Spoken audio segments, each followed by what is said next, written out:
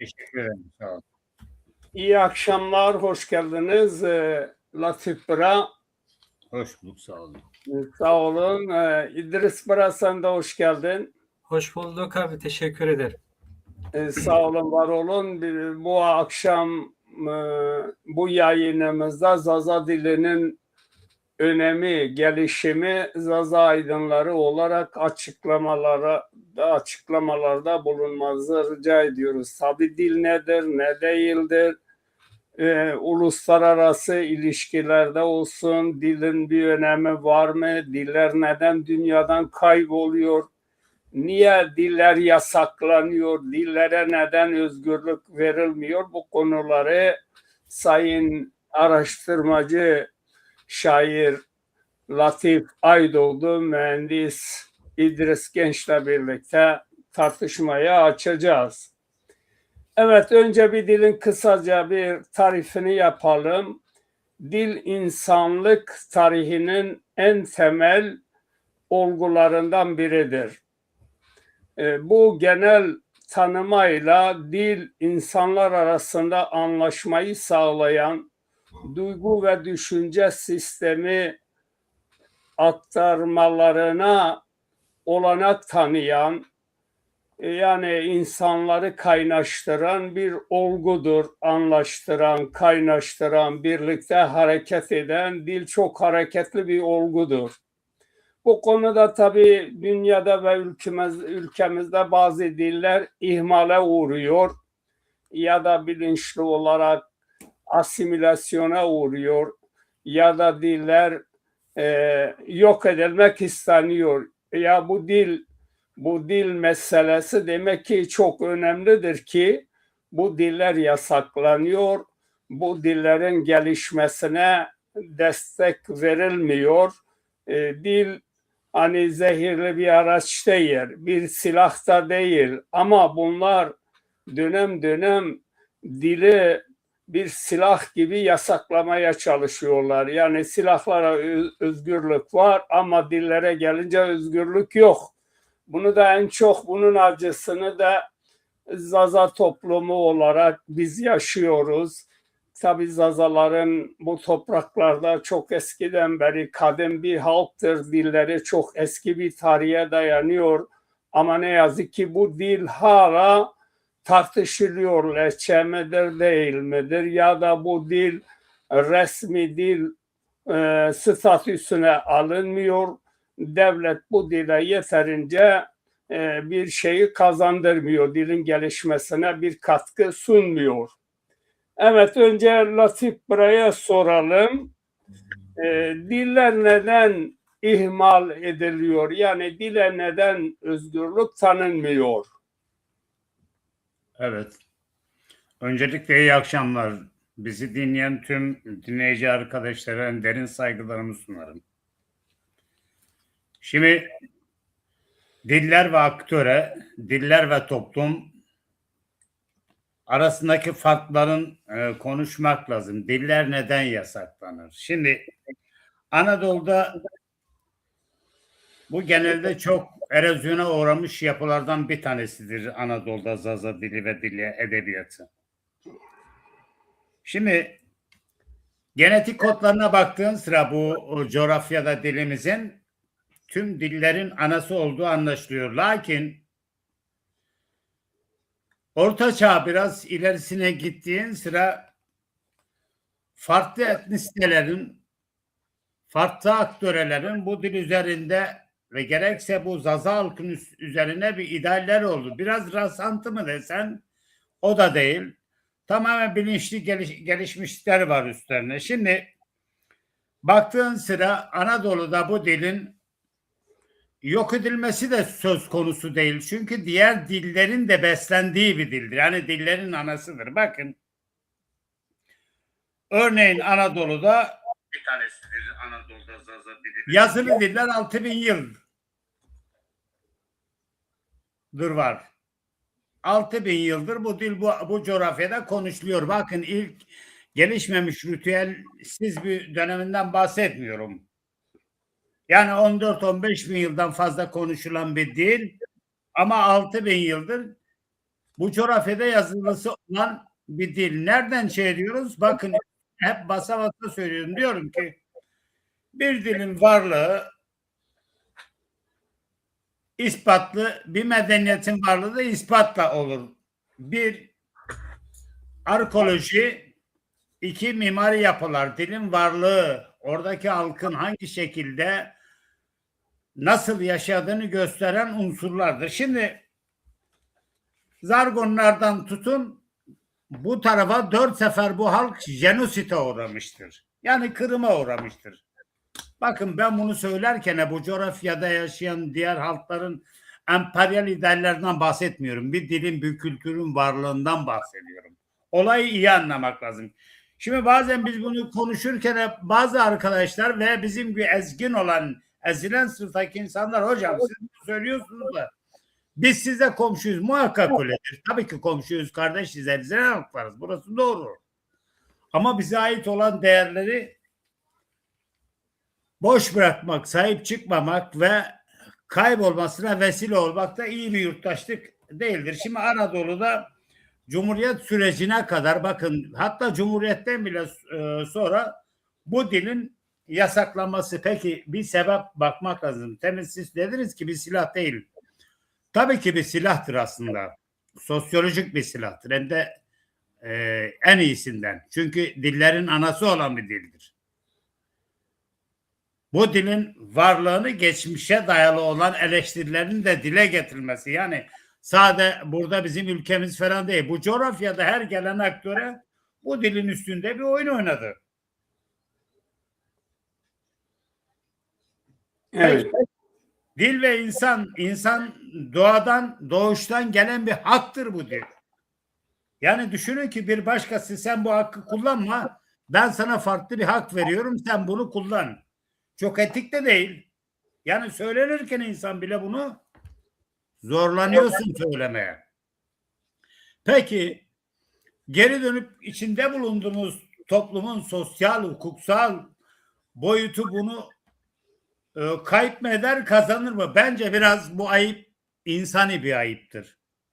Yani hiçbir toplum, hiçbir konu komşu sen dilini kullanma diye ne tenkitte bulunur ne de sana ayıplar. Çünkü doğal bir şey. Kendi konuştuğu dil ne kadar doğalsa ki senin de dillerin anası olan bir dili konuşman gayet doğaldır. Lakin bu coğrafyada anlattığım gibi yani sürekli jenositlerle uğraşıyoruz ve 6.000'dir var olan bu belgeler Zaza dilinin belgesidir. Kaldırıp hiç tarihle, hiç sosyolojiyle, hiçbir etimolojik ilişkileri olmayan bir toplum kaldırıp da şunu da söylemesi insanın içini acıtıyor. Bir alt lehçedir. Bakın yani bir şey konuşurken bunun bilimsel verileri vardır. Yani dil ve etimoloji bir bilimsel verileri vardır. Anadolu'da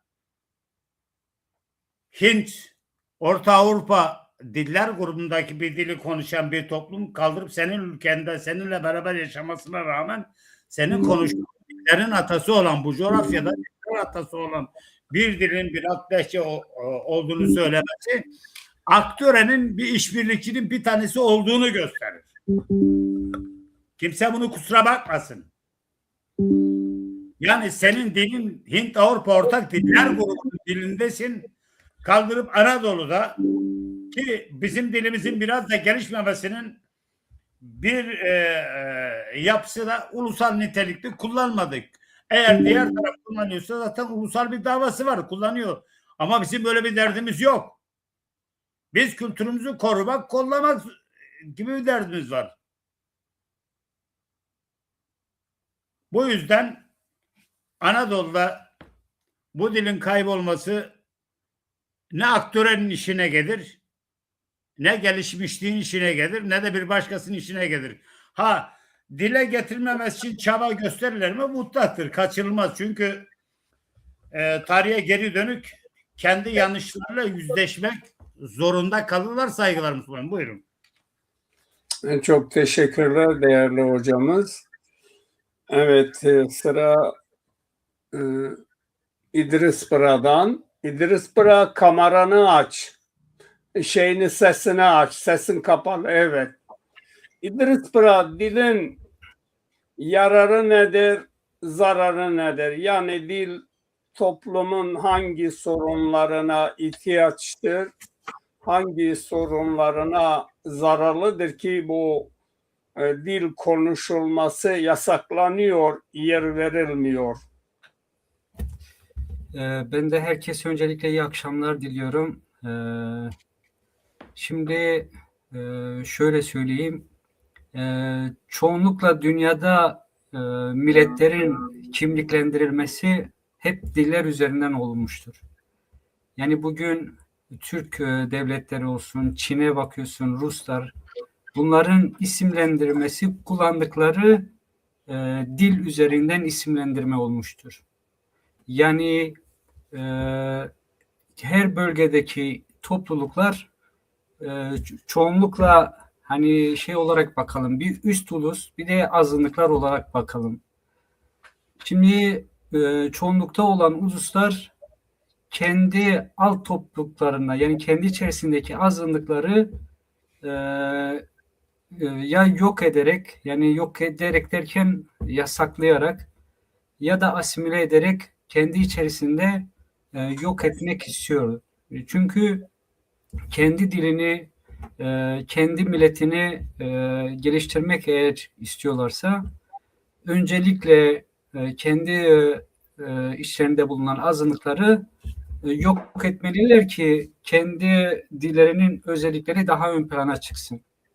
Şimdi bu tanımla biraz da Zazaca'ya bakalım. Zazaca'da mesela hangi toplumun isimlendirmesidir? Çoğunlukla Zaza kelimesi Sasani, yani Sasa kelimesi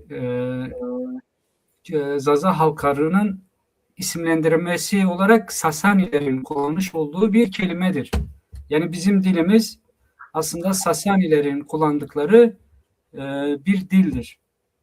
Zamanla Zaza coğrafyası, yani Zaza coğrafyası derken bugün İran'dan başlayıp İç Anadolu'ya kalan olan bölge aslında Zaza coğrafyasıdır. Şimdi bu bölge biraz daha aktif bir bölge. Çünkü bu bölge çoğunlukla devletlerin kurulup böyle çok hızlı bir süre, çok kısa bir süre içerisinde çok büyük devletlerin kurulup yıkıldığı bir bölgedir. Şimdi bu Sasanilerin yıkılmasından sonra Zazalar hep azınlık olmuştur. Gelen toplumlar içerisinde azınlık olmuştur. Şimdi gelen toplumlar da ne yapmış?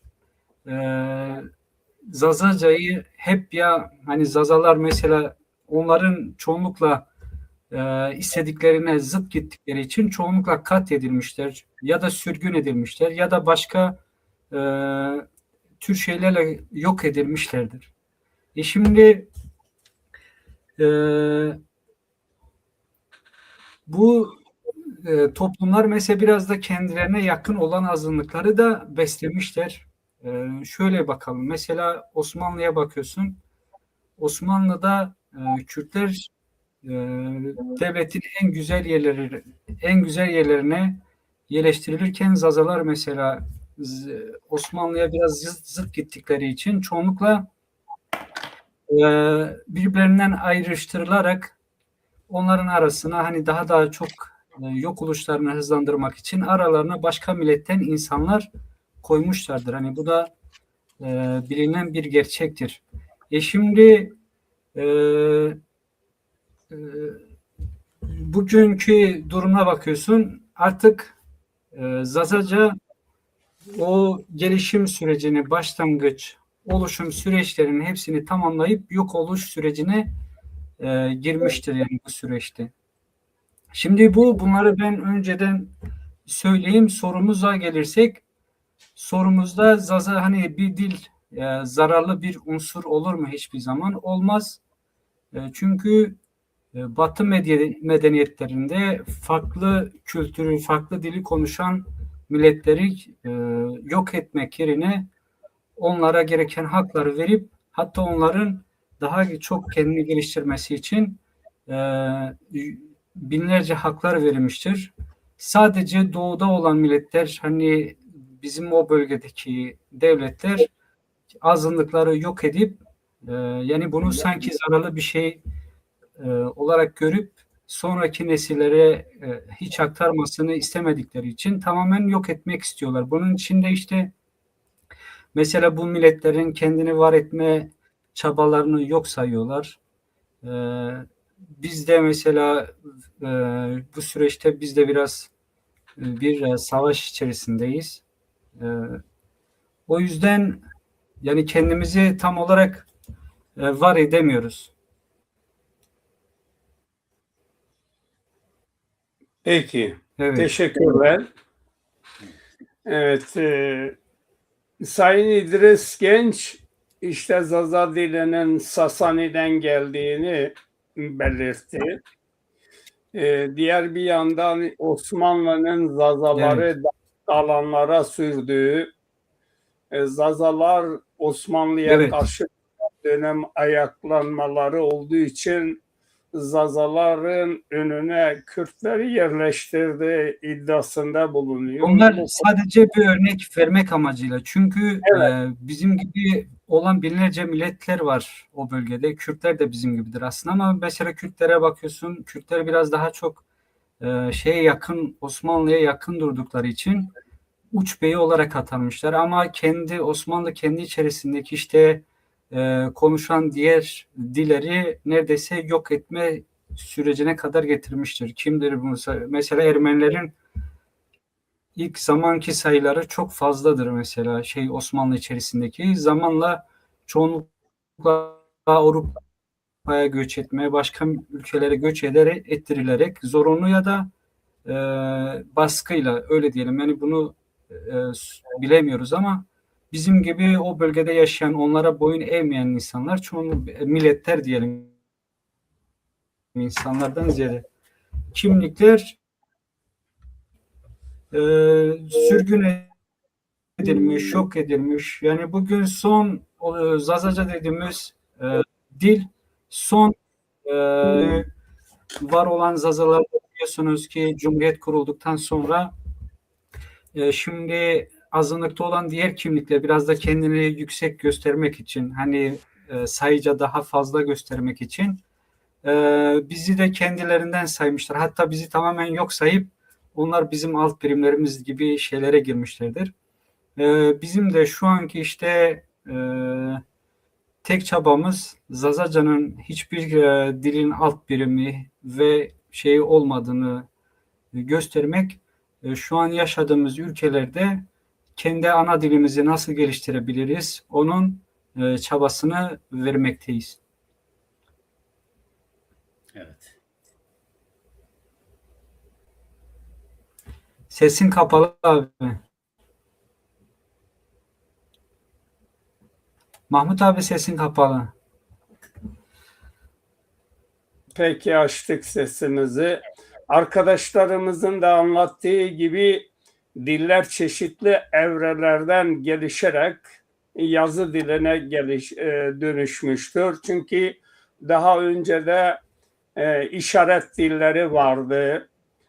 Çiviyle yazılan yazıt dönemi de yaşadı. Sonradan tabii konuşma dili oluştu. En modern dil biçimi ise yazılı biçimidir. Yani yazılan, çizilen, konuşmaları simgeleyen, kelimeleri ortaya koyan bir canlı nesnedir. Ama bu canlı nesnenin önünde engeller neden oluşuyor? En çok onun üzerinde durmamız gerekiyor diye düşünüyorum. Neden Zaza dili kimisine göre işte Za kültüründen gelmiş, çok eski çağlara dayanıyor. Kimi de insanlarımıza göre Sümerlerden yazıyla başlamış. Ama Zazalar bu son 50 yılda diyelim yazı diline geçiş süreci burada başlamış bulunuyor. Bundan önceki dönemde Zazalar aralarından konuşuyordu. Zaza halkı bu süreçte dillerini konuşarak birbirleriyle iletişimdeydiler. Bu iletişimi dağıtmak için sonradan Zazacayı kimi leçe saydı, kimi yok saydı, kimi işte başka dilin alt koludur diye yapıyor, ifade ediyor. Ama bir halk var ortada, bir Zaza halkı var, bu dili konuşuyor. Bu dil çok toplumu birleştiren bir olguların başından geliyor. Yani bütün kültürlerin çeşitli folklorik olarak vesaire gelenek göreneklerin en üst biçimi insanın kendi düşüncelerini, inançlarını bu dille ifade ediyor. Demek ki dil toplumsal olarak çok birleştirici bir rolü de vardır. Bu toplumların birleşmesini engellemek isteyen egemen güçler Zaza dilini, başka ülkelerde başka dilleri yasaklamış bulunuyorlar. Yani bu dil bu kadar yasaklanmayla varlığını sürdürmüştür. Bunun nedeni nedir? Şimdi Zazaların Latif abiye soruyoruz. Tamam. Evet. Evet. Bakın, biraz önce üstü kapalı aslında o konuya değinmiştim. Bu coğrafyada 50 bin yıl önce bu dil gelmiş. 50 bin yıl önce. Bunun yazılımı 6 bin yıldır var. Bu yazılım da Zaza dilinin belgesidir. Yani şunu vurguladığımız sıra diyoruz ki bakın, tabletler, mimari yapılar bir milletin elindeki güçlü belgedir. Hiçbir toplum, hiçbir bilim bu dil, bu etimoloji kadar net konuşamaz. Biz net konuşuyoruz çünkü belgeli konuşuyoruz. Daha düne kadar bizden farklı bir lehçe olarak bahseden insanlara biz bunları önüne koyduğumuz sıra farklı cevaplar, farklı ağızlarla konuşmaya başlıyorlar. Bu da elindeki donenin alındığını gösterir. Bakın, tüm dillerin atası olan Zazaca dili Sasaniler döneminde Firdevsi'de kendi beyannamesinde söylüyor. Bu lehçenin değil, bu ana dilin %80'i diğer morfolojik anlamda dillere mal edildi. Diller bunu çaldı. Kimler bunu çaldı abi? Bu coğrafyada olan her etnisite, yani gücü yeten, aktöreyle işbirliği yapan etnisite bu coğrafyada bu konuşulan ana dilden alıntı yaptılar. Şimdi şöyle düşünmek lazım. Bu konuşulan dillerin hangisinde Zazaca kelime benzerlikleri yoktur? Yani Hint-Avrupa dillerine baktığın sıra İngilizceye, Fransızca'ya benzemesi gereken kelime dağarcıkları Zazaca'ya daha çok benziyor. Daha çok yakın. Evet. Önemli bir tespit. Evet, evet. Kaldı ki tekrar bu Aves'te dili de iddia edilir. İşte Zazaca bizim ana dilimizdir. Hayır, öyle değil, öyle değil. Bize benzer bir dil Azari diliydi. O da son dönem Türkçeleştirilince farklı gramolojik anlamda, farklı lehçeler anlamında kaydırıldı. Bunun da ellerinde bakın, değil emri vatandaşın elindeki belgeler de bunu doğruluyor. Şimdi bakın, bilim %100 doğruyu söylemez. Süreçte %2 ile 5 ortalamasıyla kanıtlayarak söyler sana. Şimdi bu coğrafyada Hocamız bu diller sorununu konuşurken şunu söylerdi. Dillerde kelime benzerliği çok istisnai hallerde olur. Bunu kabul etmek lazım. Ama yaklaşık 13 dilde bu dilin %80'inin kelimeleri uyarlanıyorsa burada düşünmek lazım değil mi? Ki bu dil Anadolu'da 50 bin yıldır var. Mesela Bünyamin Hocam bir şey belirtiyor. Diyor ki dil ve insan gelişim süreci. Peki neye göre gelişim süreci? Örneğin çok örnekler veriyor. Belgeli örnekler veriyor. Diyor ki Mahatma'yı dediği sıra bir hayvanın mesela eşini çağırmasın. Bu dil için bir malzeme. Bu Evet. malzeme 50 bin yıl önce Anadolu'da bir dile dönüyor. 6 bin yıldır da yazılım süreçleri. Peki bu halk kendi diline bu süreçte sahip çıktı mı? İşte sorun da burası.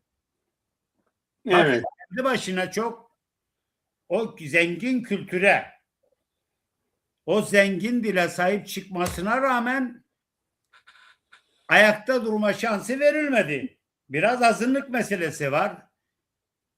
Biraz iklimsel farklılıklar var. Biraz da farklı etnik farklıların Mezopotamya'ya yol ışığından geldi. Günümüzde de arkasından Selçuklu geldi. Selçuklu da biraz kandırmaya çalıştı. İşte o Zaza kesiminin erkeklerini alıp askere götürmesi, Osmanlı'nın Neşridi Meftut Kızılırmak Neşt meselesiyle sürekli kırıma uğratması değil mi? Bunlar faktör. Düşünün yani şunu söyleyebilir misin? Sen ne kadar her ne kadar günahkar olursanız olun. İsterse cinsi livatada bulun. Lakin hak katına size yer ola. Canım ortaklığım var böyle konuşuyorsun. Yani farklı insan ya. Dili var, dini var. İnandığı var, inanmadığı var. Bu seni çok bağlayıcı bir şey değil ki. İnançla onunla Tanrı'nın arasında dili de kendi öz doğal hakkıdır. Nefes aldığı kadar hakkı olan bir şey. Ve daha sonra da şehir hayatının varlığıyla beraber Anadolu'da bu kesim dağılıyor gidiyor. Avrupa'ya giden kesim var. Batı'da İslam olayından dolayı Batı'ya gelen insanlar var. Bunlar da sistemin yarattığı bir asimilasyon biçimidir. Peki sosyal hukuk bir devletin varlığından buradan bahsedebiliyor muyuz? Vallahi edemiyoruz. Ben buranın vatandaşıyım. Burada askerlik yapmışım, ömrümü vermişim. Şunu söylüyorum komşulara, bizden utanın biraz.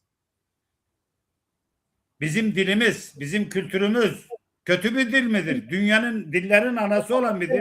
Ne var yani bunu açsanız ilkokulda çoluk çocuk bunu öğrense. Kendi dilini bakın bir milletin gelişmişliği, zenginlik farklı bir şeydir. Gelişmişlik farklı iki kavramdır. Gelişmek için bir sefer diller meselesini biz aşmak zorundayız. Bırak dilleri adamın affedersin etnisitesini sorguluyoruz. Bu böyle bir şey olur mu? Ve o dilin batıdaki bir gelişmişliğe baktığın sıra o insanlar içindeki örneğin İngiltere'de lehler var. Üniversitede bunlara şey veriyor, kürsü veriliyor ve bunlar kendi dillerini pek İngiltere'ye bir zararı mı var? Asla yok. Ama bir kültürel zenginlik yaratıyor. Ve Zaza kesiminde tarihin her safhasında hep söylerim bakın. Kronolojik bir toplumu değil. Zaza dili, Zaza edebiyatı zeki insanların kullandığı bir dildir. Yani orta zekalı bir toplumun rahatlıkla icra edebileceği bir dil değil. Bir Azerice'yi bir Türkçe'yi anında öğrenirsin ama Zazaca'yı biraz zor öğrenirsin. Çok zeka isteyen bir dildir. Bu yüzden Evet. Buyurun. Türkiye Cumhuriyeti içerisinde bu konu düzgün bir şekilde dile getirilip sistem içerisinde bir çarenin olması gerekiyor. Bu da mücadeleyle olur. Yani atıyorum farklı tutumlar bizi çok ilgilendirmiyor. Farklı etnisitenin pazarları da bizi hiç ilgilendirmiyor. Biz herkes, her toplumla insanca beraber yaşamayı çok iyi bilen insanlarız toplumumuzda. Zaza dilinin milli eğitim vasıtasıyla resmi dil olarak, yani eğitim dili olarak gösterilmesi en azından bu kültürün Anadolu'da daha ileriki aşamalara kadar kaybolmadan yaşamasına vesile olurlar ki ben buna da inanıyorum. Yani kronolojik bir olay değil, kültürel bir olay. Evet. Buyurun. Çok teşekkür ederim Sağ olun, açıklamalarınız ben teşekkür ederim. için. Yüreğine sağlık. Sağ olun. Sayın İdris Genç kardeşimize dönüyoruz. Şimdi Zaza dili ne zaman leçeye dönüştürüldü ya da Zaza dili Türkler, Kürtler için tehlike mi arz ediyor? Yani Türkler Zaza dilini parlamentoda X bilinmeyen dil olarak yazdılar. Kürtler de buna leçe dediler. Yani bu dil Türkler ve Kürtler için bir tehlike mi oluşturuyor?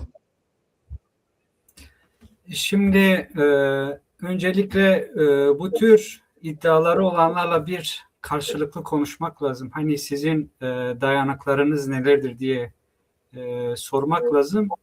Onlara da bazı cevaplar vermek lazım. Çünkü dilin kuralları vardır. Hani şimdi nasıl diyeyim, bir oyun oynarsın, tavlanın kuralları vardır.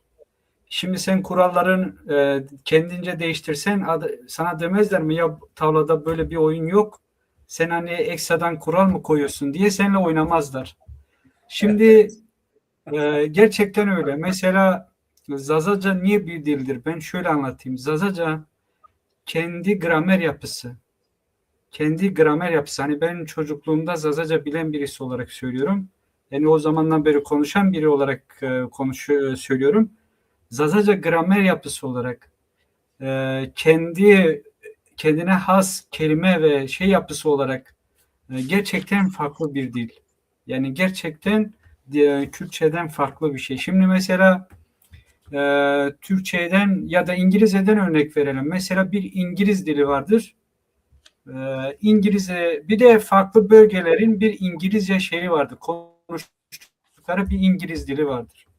Şimdi bu farklı bölgelerdeki İngilizler bile konuşurken gerçek İngilizce nasılsa onun kurallarını değiştirmeden genel olarak kendi içerisinde belki bir kelimenin söylemleri farklı olur. Şimdi bundan yola çıkarak bir de Zazaca'yı mesela bir ele alalım. Zazaca'nın feminen maskülen yapısı yani bugün Kürtçe dedikleri dilde kesinlikle yok. Yani biz Kürtçeyi bir üst çatı olarak kabul ediyorsak Kürtçe kesinlikle Zazaca'nın bütün özellikleri barındırması lazım. Ama öyle bir şey yok ki. Ben mesela Kürtçe'ye bakıyorsun. Kürtçe'ye feminen maskülen diye bir kavram yok. Ve bizim çoğunlukla konuştuğumuz dillerin bütün fiillerinde, bütün zamanlarında feminen maskülen var. Yani bak şu an Fransızca öğreniyorum. Fransızca'da nasılsın? Nasılsın mesela ne denir? Comment allez-vous? Ça va? Ya da ne denir? Comment ça va denilir. Hepsinde de feminen maskülenlik yok. Herkese aynı şekilde söylenir. Ama Zazaca'da mesela o bile feminen maskülendir. Mesela bayanlara tüsenina, erkeklere tüsenin derler. Yani bayanlara biraz daha nazikçe bir iltifatla, hani yumuşakça bir söylemle bir deyiş vardır. Ama erkekler biraz daha hani erkek kabadır, serttir diye biraz daha böyle emrivaki, senin hani böyle sert bir söylem vardır. Şimdi mesela ben bunu Fransızlara da söylüyorum. Bizim dilimiz Fransızlardan daha çok bu özellikleri barındırtan bir dil. Şimdi ben bunu kendim avukat tuttum, o da Kürt'tü, onunla tartıştık. Ben ilk önce onu gelmem lazımdı. Ona söyledim. Dedim dedi işte Kürtçe'de de feminen maskülen var dedi. Dedim bana bir örnek ver dedim. Ya işte dedi biz bazı yerlerde la deriz, bazı yerlerde lo'du. Ben dedim bizde öyle bir şey yok dedim. Anlattım. İlk önce ona Zazaca'nın nasıl bir dil olduğunu anlattım. kafasına dank etti. Ondan sonra beni savunmaya başladı. Şimdi gerçekten öyle. Şimdi Zazacan'ın sorumuza gelirsek ne zamandan beri lehçe olarak sayıldı? Şimdi bu tarih gerçekten kayıtlarda da vardır. Şimdi biliyorsunuz Osmanlı yıkılırken cemiyetler kuruldu. Şimdi o zaman Kürt Teali Cemiyeti kuruldu. Kürt Teali Cemiyeti o zaman Muş bölge sorumlusu Süleyman Efendi diye bir adam o zaman Zazaları kendi taraflarına çekmek için böyle bir söylemde bulunuyor. Diyor ki Zazalar da Kürttür. Yani Zazaların ilk lehçe olarak kabul edilmesi tarihsel boyutu odur. Yani bundan daha eski bunun hiçbir kanıtı bile yoktur. Hatta bakıyorsun ta eski tarihlerde mesela Pir Sultan şey miydi? Kaygısız Abdal'ın bir şiiri vardı. Zazalarla ilgili işte ben onu hemen buradan okuyayım. Mesela orada bile Zazalar. Orada bile bak yıllar önce bile ne demiş? Soğanı arpa ekmeğini Kürde ver. Öğünü odur, o onu yakşı yer. Türkmene ver yahni ile burmayı. Arap'ın önüne döktür hurmayı.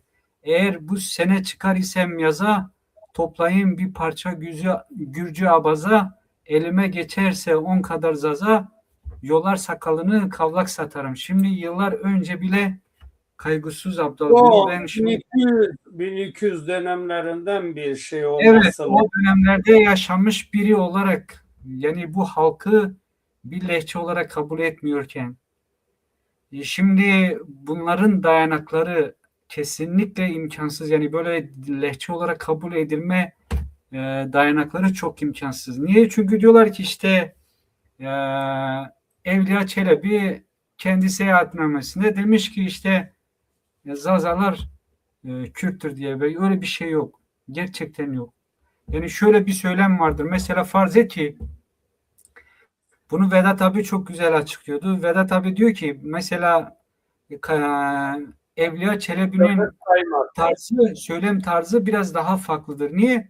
Çünkü bu son yıllarda bu bölgeden o bölgeye yani Zaza bölgesine misyonerlik faaliyetleri için giden mesela insanlar çoğunlukla oradaki halkın dillerini bilmiyorlar.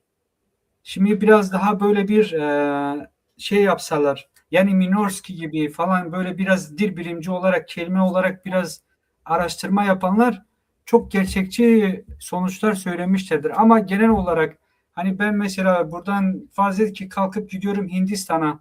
Ben bir Hindistan kim konuşursa bana bütün diller aynı gelir ve ben derim ki bunların hepsi Hindular.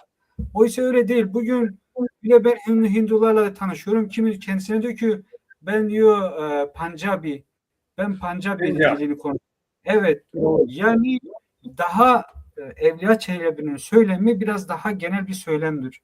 Yani bu kesinlikle bir o bölgedeki genel bir araştırma yaparak yapılan bir söylem değildir. Şimdi Zazacan'ın ilk lehçe olarak yani daha çok çünkü biliyorsunuz ki Kurtuluş ve Savaşı'nda o bölgedeki nüfus sayısı çok azdı. Şimdi biraz da taraf toplamak için ne yapmışlar? Çoğunluğu oradaki halkları kendinden saymışlar. Yani bunlar da bizdendir. Bunlar da bizimdir mantığıyla. Yani bunlar da bizdendir mantığıyla ve şu an 70-80 bu 40-50 yıl önce sonra yani 40-50 yıl önce bu biraz daha böyle radikal bir söyleme dönüştü. İşte nedir?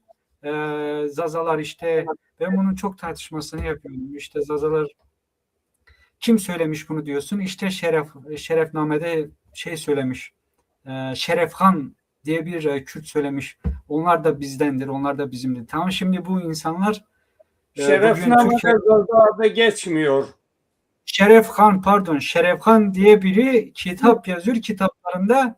Yani o da bir yönetici aslında. Bu Kuzey Irak Erbil bölgesinde kurulan bir Kürt devletin yöneticisi bir kitap yazıyor. Ona soruyorlar hani bu Zazalar kimdir diye. Onlar da diyor ki o da diyor ki bunlar hepsi Kürttür. Yani bunlar şöyle gibi bugün Türkiye'ye gidip Erdoğan'a sorsanız deseniz ki Türkiye'de kim yaşıyor der ki Türk'ten başka kimse yaşamıyor. Yani bu ama Türkiye'de binlerce demeyeyim ki yani neredeyse 100'e yakın bir etnik kimlik var. Yani bu onların çoğunlukla dayanığı biraz daha genel bir kanlıdan yola çıkarak vardıkları sonuçlar ama bizimki biraz daha bilimsel. Mesela bakıyorsun ki son yıllarda Zaza dili üzerine hani adamlar e, bu işin duayenleri oturup kitap yazıyorlar, araştırma yapıyorlar, kimliklerinin şeyini yapıyorlar. Ayhan abi çok güzel bunların şeyini yapardı. Bunların Teknoloji olarak evet. çok güzel bir incelemesini yapardı. Dedi ki mesela bakıyorsun çıkıyor diyor ki son yıllarda çıkanlar. Hep de diyorlar ki işte bu Zaza dili çok farklı bir dil. Çünkü barındırdığı özellikler kesinlikle Kürtçeden çok farklı. Yani bunu bir hakaret olarak saymamak lazım. Yani bugün bizim bunu söylerken bir hakaret olarak algılamaması lazım. Çünkü Kürtlere de saygımız var. Ama onlar sanki biz onlara ihanet ediyormuşuz gibi bir duygu içerisine giriyorlar. Bu yanlış aslında. Niye? Çünkü yok olmakta olanlar bizleriz. Bunlarsa bugün mesela Osmanlı'nın onları e, verdikleri bölgelerde çok iyi gelişip kendilerini geliştirdiler ve biz de en sert, en kötü yerlerde mesela yok olma sürecine girmişiz. Ki şu an belki de bu dili konuşmakta olan son nesilleriz.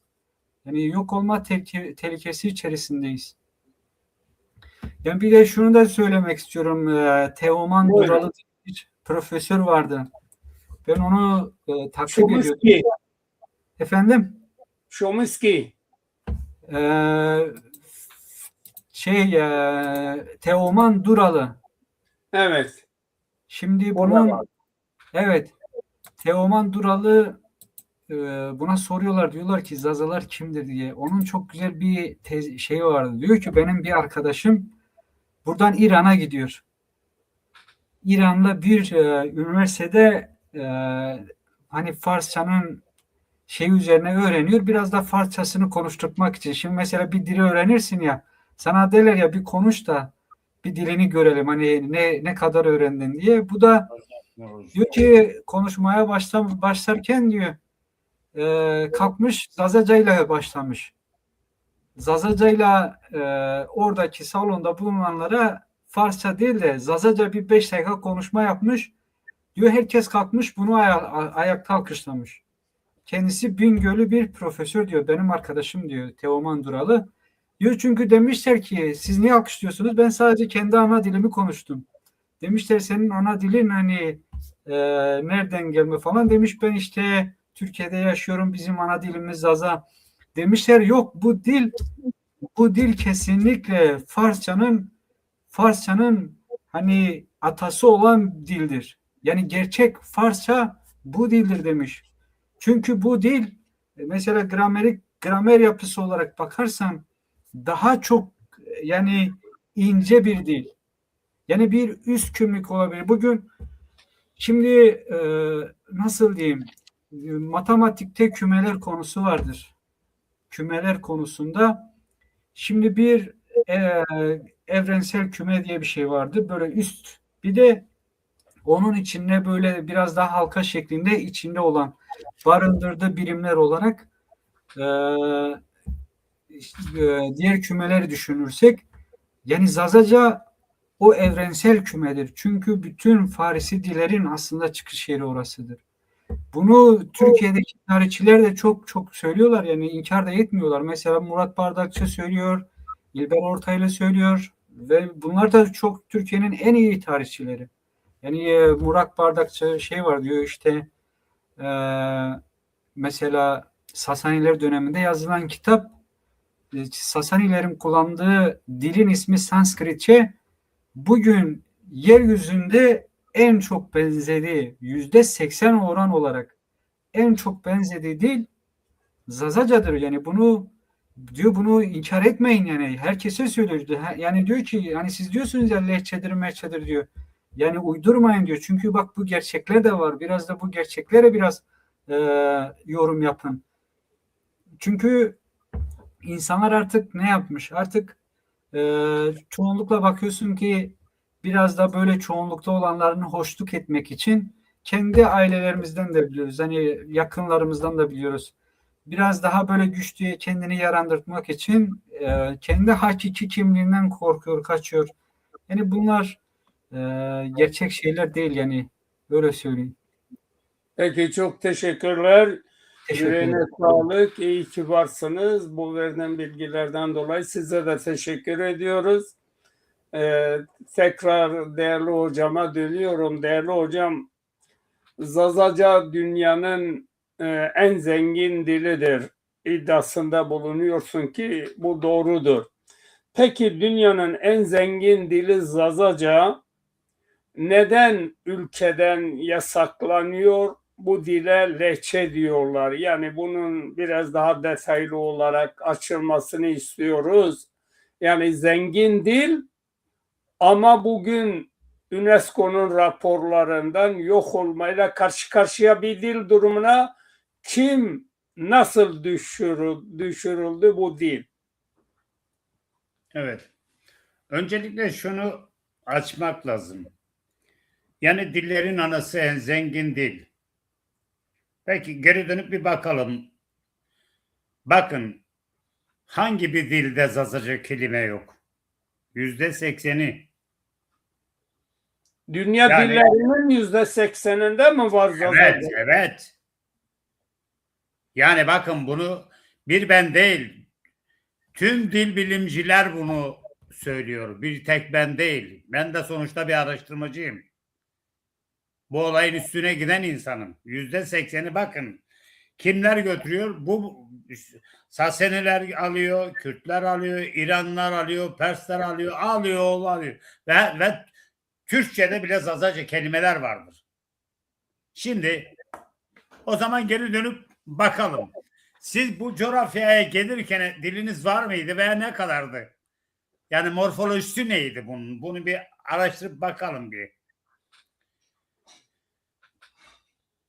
İranlı şair dünyanın en eski dillerinden bir tanesidir.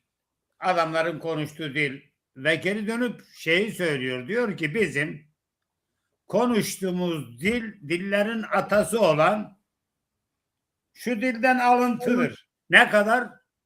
İçine girdiğin sıra kelime bir aşağı bir yukarı aynı yere çıkıyor.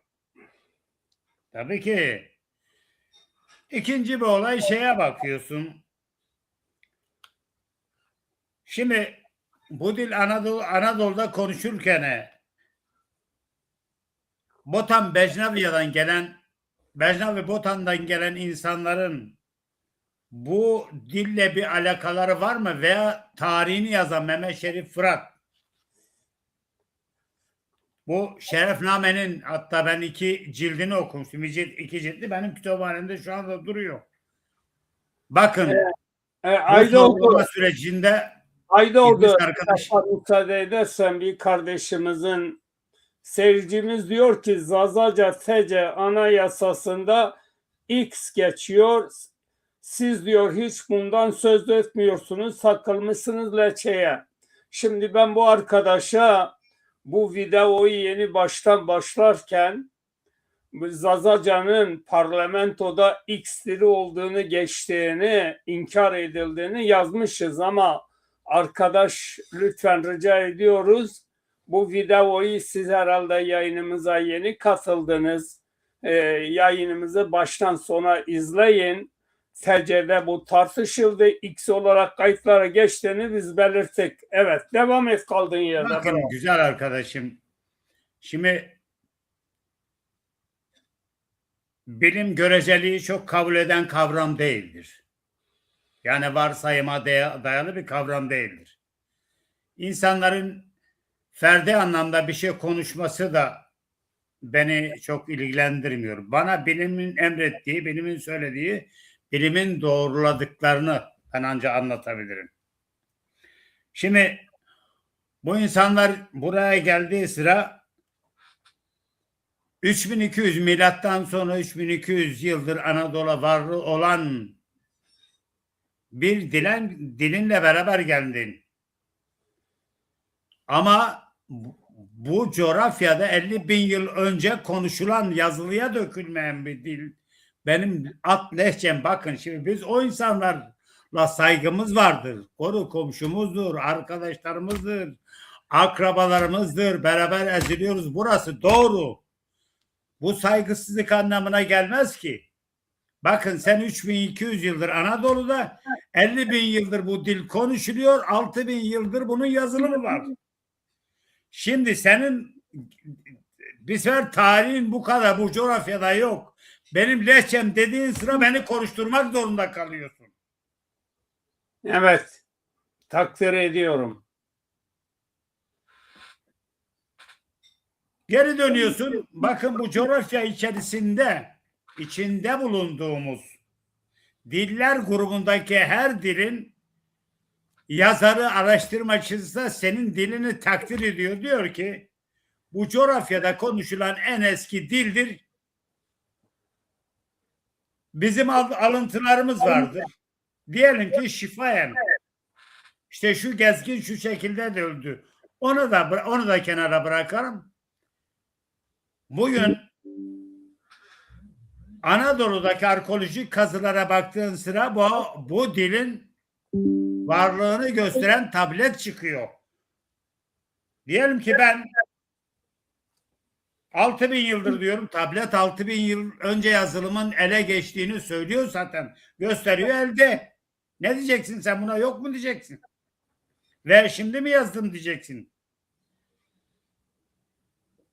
Bu topraklar üstünde yaşayan herkesin yurdudur. Herkesin hakkı var. Bu farklı bir şeyden bahsetmiyoruz. Demin de belirttiğim gibi bizim bahsettiğimiz şey Anadolu'da çok kadim bir kültürün, çok kadim bir dilin UNESCO kayıtlarında bile yok olmakla yüz yüze kalmasını biz işimize sindiremiyoruz. Bunu da içinde bulunduğumuz topluma bu dilin kaybolmaması için tüm dillerin bu dilden alıntısı olduğu için bu dilin kaybolmaması adına mücadele vermeye kalkıyoruz ve mücadele veriyoruz. Evet. Bunu kendi SYK'larımızda, kendi siyasal yapımızda, kendi partimizle, kendi derneklerimizle beraber dile getirip hoşgörü içerisinde tartışıp konuşmaya çalışıyoruz. Yani ne birine ihanetimiz söz konusu, ne de birini suçladığımız söz konusu. Ama bir doğruyu da konuşmak zorundayız. Şimdi geçen gün isimlendirmeyin, bir arkadaşın sayfasında yazı yazıyoruz. Doğru bir şey yazıyoruz. Tarih yazıyoruz orada. Doğrusunu veriyoruz. Kayıtlar veriyoruz. Reaksiyon olarak uydurma bir tarih bana gönderiyor. İnceleyip bakıyorum, hiçbir şeysi doğru değil. Yani kısacası su. Zaza dili ve Zaza edebiyatının bu coğrafyada yok olması sadece bu coğrafyanın çıkarına olan bir şey değildir. Dünyadaki Hint, Avrupa dillerini tutun, İrani diller grubunu tutun, tüm dillerin hepsine zarar verir. Yani dünya kendi adaleti içerisinde, kendi yapısı içerisinde her şey dengeli gider. Kültürel açıdan diyorum bunu. Emek açısından bahsetmiyorum. Kendi doğrularını su felsefesi gibi bulur çıkar gider. Ama bu konuya yanlış yönlendirmeye kalkan insana da mazlum birinin adresini sorup da onun adresi uçurum göstermesine benzetiyorum. Buyurun. Evet. Çok teşekkür ederim açıklamaların için. Güzel açıklamalar var. Zaza yayınları bu sorunu yeterince tartışmıyorlar. Dil nedir? Dil ne işe yarar? Dilin görevi ne? Her bir dil etnik bir sorundur. Yani bir etnisiteyi temsil ediyor. Zaza dili de bağlı olduğu etnisite azınlık bir etnisite değildir. Yani gerçek bir araştırma yapılırsa Zazalar sayı olarak coğrafyamızda Türklerden, Kürtlerden fazla olabilirler. Çünkü böyle bir araştırma olmamış. Zaza dilini şimdiye kadar Türkler ve Kürtler birlikten asimilasyon olarak yok etmeye çalıştıkları apaçık ortadadır. Evet. Bunu işte bunda suç var, şunda suç yok demek eşyanın tabiatına aykırı düşer. Bana göre Zaza dili bir bombadır.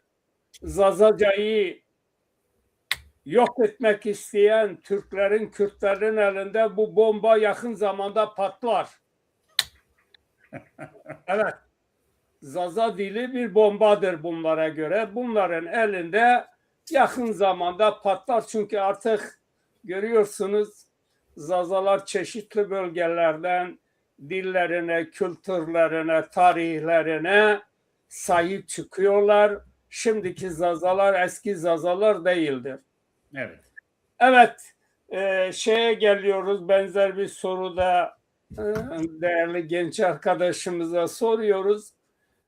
Ya Türklerin, Kürtlerin ortaklaşa olarak Arapları da yanına alarak Zazaları gerek Masra'da gerek başka alanda Zazalarla işbirliği niye yapmıyor? Yani Zaza halkı Türkler, Kürtler, Araplar için tehlikeli midir? Zaza dili Türkler, Kürtler, Araplar için Zaza dili tehlikeli midir? Şimdi Zazalar halk olarak farklı bir halk. Nasıl farklı? Özgürlüklerine düşkün ve inatçılar aslında. Biz hani belki abartılı olarak söyleyebilirim. Biz keçiyi bile karşımıza alıp hani sen mi inatçısın yoksa biz mi inatçıyız diye keçiyle inatlaşan insanlarız. Ve çoğunlukla o bölgedeki büyük ayaklanmalar çoğunlukla bizim liderliğimizde olmuş. Türkiye'deki geçmişte daha önceki şeylerde ve son yıllarda özellikle hani son 200 yıla bakıyorsun yani en çok o bölgede bir ayaklanma çıkmışsa, bir devlet arayışı çıkmışsa bizim önderliğimizde ve bize o zaman ihanet edenler gerçekten ihanet edenler bugün yani bizi şeyle suçlarlar. Hani ihanet etmekle suçlarlar. Oysa bizim o zamanlar gerçek anlamda bir kimlik arayışımız vardı. Yani bugün tarihe baktığımızda Seyit Rıza, Şeyh Said olayları çoğunlukla Zaza halkının çoğunlukla olduğu ayaklanmalardı. Bugün bakıyorsun Türkiye'de Zazalara bakıyorsun. Şu an günümüzdeki Zazalara bakıyorsun. Ana muhalefet liderliğini yapan Zaza. Onun bir alt tarafında şey yapanlar Zaza. Yani Tayyip bile artık kendine yardımcı tutarken ilk önce şöyle bakıyor, Zazalardan seçiyor. Çünkü biraz bizim bu özelliklerimiz gerçek anlamda iyi. Bizim tek bir yanlışımız var. Biz kendimizden çok artık başkasına yaranmaya çalışıyoruz. Yani kendi halkımızın biraz daha refah için olmaktan ziyade gidip işte başkaları için kendimizi perişan ediyoruz. Bakıyorsun ki diğer partilerde liderlik yapanlar bizi o tarafa çekmeye çalışıyor. Yani mesela bakıyorsun Kılıçdaroğlu'nun açıklamaları, Selahattin Demirtaş'ın açıklamaları, yine Tayyip'in başdanışmanı var, Cevdet Yılmaz açıklamaları. Bunlar son yıllarda bizim başarılarımızdır diyebilirim. Ama gerçek anlamda bizim için değil, bizim içinden ziyade onlara da biraz daha yaranmaya çalışıyoruz ki son yıllarda bakıyorsunuz Zazalara yönelik açıklamalar da çoğaldı Türkiye'de. Yani eskiden bizi hiç hiçbir hiç olarak gören insanlar artık sınıflandırma yaparken eskiden hiç demezlerdi Zaza diye, artık konuşmalarında mesela Zazalar, Kürtler, Türkler, Kürtler, Zazalar diye sıralama yapıyor. Bu gerçek anlamda başarıdır. Ya ama onlar için de şimdi mesela bizi kendi aralarına alıp yapmasalar, bir rol vermeseler, onlara karşı bir taraf alacağımızı biliyorlar. O yüzden bizi bir tehlike olarak görüyorlar. Yani ki biz Zazalar da gerçek anlamda biz özgürlüğümüze düşkün insanlarız. Yani biz dağlara gidip, yani orada o sert bölgelerde yaşadığımız halde e, gelip de yani şehirde boyun eğmek yerine dağları seçmiş insanlarız. Yani bugün Zazaların yaşadığı coğrafyaya gidin, çoğunlukla dağlardır. Ben de dağlarda büyüdüm. Biz boyun eğmediğimiz için onlar için belki de tehlike arz edebiliriz. O yüzden bizi asimile etmek, yok saymak, bu tür şeyler onlar için artık onların başvurduğu şeylerdir. Evet, teşekkürler değerli dostum. Biraz da bizi izleyen konuklarımıza da bir selam gönderelim. Sizin adınıza belki göremiyorsunuz. Latif Aydoğdu'nun, araştırmacı şair Latif Aydoğdu, mühendis İdris'in adına ben burada hepinize hoş geldin diyorum. Sayın Ramazan Doğan'a, Gülüm Altın'a, İlhami Çağrıtekin'e, efendim Fadime Karabulut'a, bizi izleyen Mehmet Beklen'e, Altun Aslan'a, Nihat Sarıtaş'a, hepinize ayrı ayrı arkadaşlarımın da selamlarını ifade etmek istiyorum. Evet, tabii Zaza dili, yani ister Türkler, Kürtler önemsesin, isterse önemsemesin, ama ben inanıyorum ki bu dil zengin bir dildir. Bu dil bunların elinde patlayacak. Yani bunlar yakın zamanda bu konuda bu dilin bir halk dili olduğunu, çok önemli bir dil olduğunu bunlar da sizin sayenizde yaptığımız yayınlar sayesinde anlayacaklar. Bir bomba gibi bunların elinde patlaması gerekecek. Yani gün gelecek öyle. Sizin anlatımlarınıza gelince geçmişten gerçekten Zazalar çok fedakar, misafirperver, dostluk ilişkilerine samimi olan bir halk. Ama ne yazık ki yazılı edebiyat tarihine son 50 yılda Zazalar adına yayınlar başladıysa da Zaza tarihi Latif Bey'in anlattığı gibi, diğer tarihçilerimizin anlattığı gibi çok uzun asırlardan beri bu dil vardır. Yani bugüne kadar, buraya kadar gelen bu dili, yani bunu X desinler, bunu lehçe desinler, bunlar safsatadır. Bunlar artık kimseyi inandıramazlar, inancım odur. Evet, Latif biraz Zaza dilinin önemi üzerinden ve gelişimi üzerinde sohbetler ettik. Buyurun, son sözü de size verelim. Yayın çok uzun olursa fazla izlenmez. İçerik olarak düşüncelerinizi ifade etseniz buyurun. Evet. Şimdi ben burada tek istediğim bizden sonraki kuşakların kendi diliyle kendilerini ifade etmesini çok isterim. Bu benim çok doğal hakkımdır. Bir araştırmacı, bir yazar, bir ömür vermişim. Buradan Aydın'daki, Deniz'deki dostlarıma, arkadaşlarıma, Ahmet dayıya, Ayşe teyze, bizim kimseye bir zararımız yoktur. Burada bir sorun var, bizim mazlumiyet sorunumuzdur, dilimizdir. Dilimizi konuşmak istiyoruz. Türkçemizi tabii ki konuşuruz, tabii ki eğitimimizi görürüz. Şereftir, şeref duyarız. Hiçbir dilden kaçmayız. Hiçbir dille bizim hiçbir sorunumuz yoktur. Üstünde bulunduğumuz coğrafya herkesin doğal vatanıdır. doğal evidir, doğal barkıdır. Burada hiçbir sıkıntı yoktur. Ama bu dilin, bu etnisitenin de Anadolu'da bir mazlumiyeti söz konusuysa biz bunu bir arada oturup konuşmak zorundayız. Medeni dünya eğer bir şeyler tartışarak sorunu ortak akılla hallediyorsa, bizim gibi ülkelerde iç içe yaşamamıza rağmen kendi sorunlarımızı birbirimize anlatamıyorsak, burada bir sorun bizi bu safhaya idraksız toplum olarak bu safhaya getirenlerin suçudur. Yani sistem anlamamak için bir jenerasyon oluşturmuş. Aynen Türkiye'nin içine düştüğü durum budur. Bunlar çok basit anlaşılabilir, basit tartışılabilir, basit çözüm isteyen şeylerdir ama burada ortak akıl gerekiyor. Ortak akıl da bakın şimdi içinde bulunduğumuz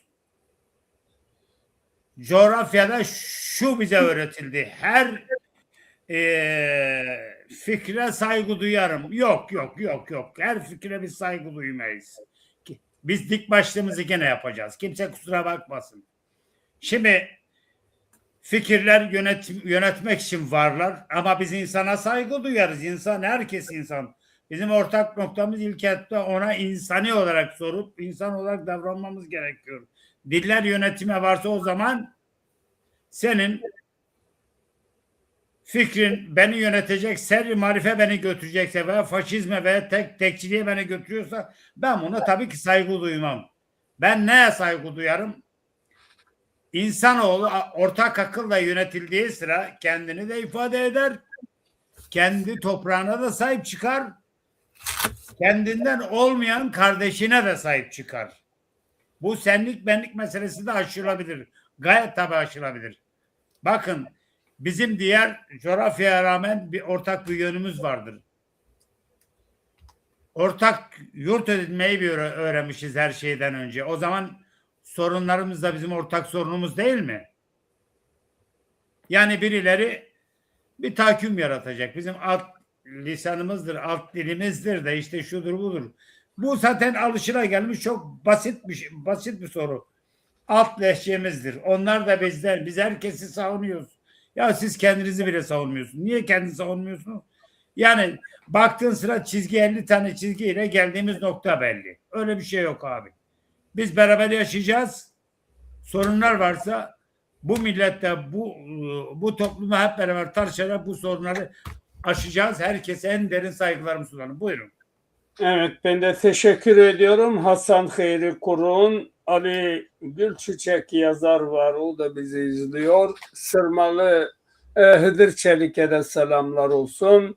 Sırmalı Kalabulut'un bir şeyini paylaşmak istiyorum, bir mesajını.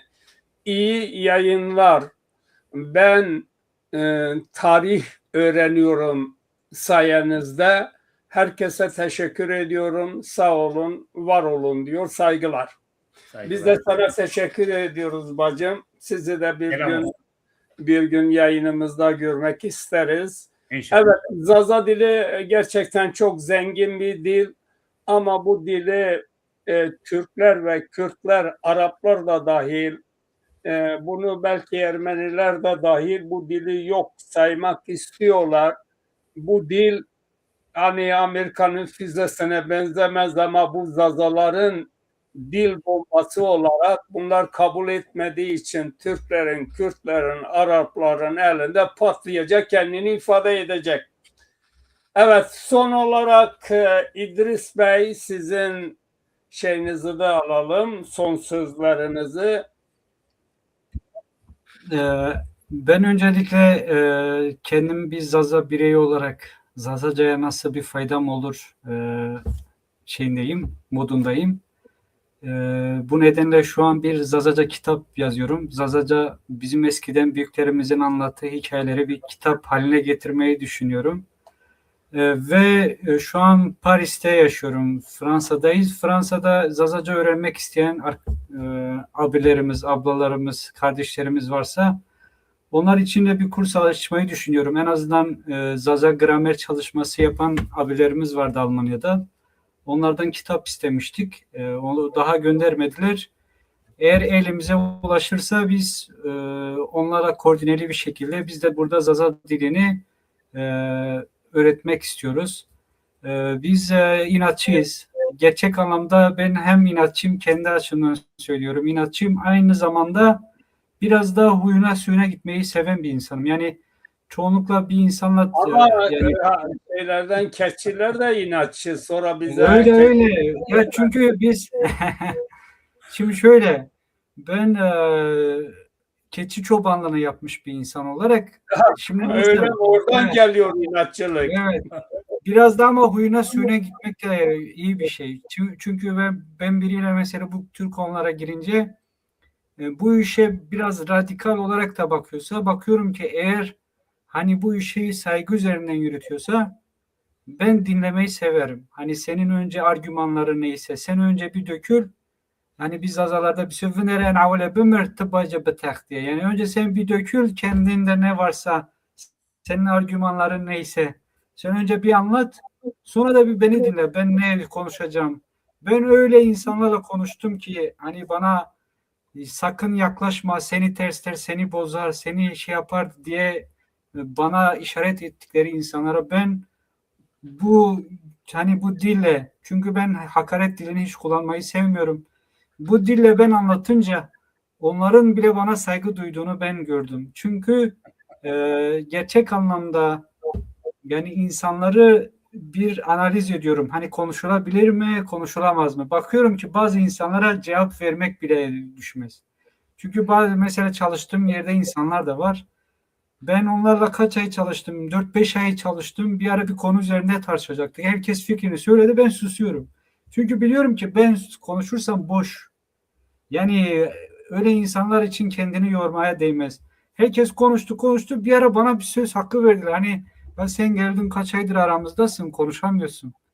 Ben de kendi fikrimi söyledim. Dedim böyle konuştum bayağı bir hani bir saat ama nasıl pür dikkat dinliyorlar.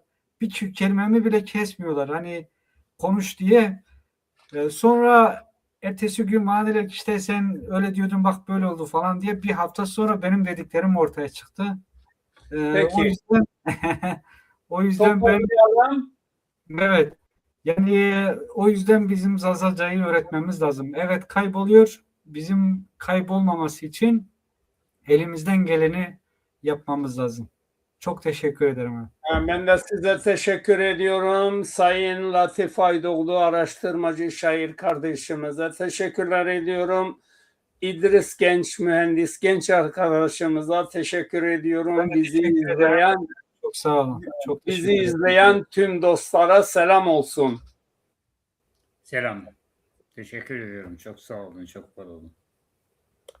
Valla ama derdik ki ev asmede pırresne. Çevre çok mede ev tüm peyrabe. Besoydi dert seya sehude mebinde.